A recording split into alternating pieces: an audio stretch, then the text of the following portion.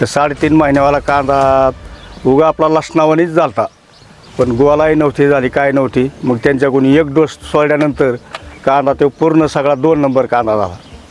त्यापासून मग मी पेरूला वापरलं आणि इकडं पेरलेल्या कांद्याला बी वापरलं. 1 नंबर रिझल्ट चालला आहे. आणि खर्चाच्या बाबतीत काय सांगताल, खर्च कसा आहे?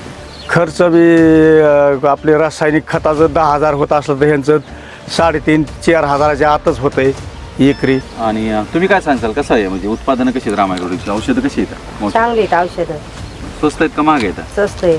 बाकीच्यांना बी आम्ही सगळ्याला सांगतो बा ही रासायनिक खतं परवडत नाही, ह्यांची खतं लय परवडतात. कारण की ह्यांनी निम बी पैसे नाही जात, आपल्याला शेतकऱ्याला बी परवडतं आहे. आणि सगळ्यांनी असं उलटं घ्यावा, अनुभव घ्यावा आणि मग बघा तुम्ही 1 एकराचंच बघा, मग पुढल्या वर्षी तुम्ही म्हणता सगळंच आपलं क्षेत्रच त्याच्यावर राहून देऊ.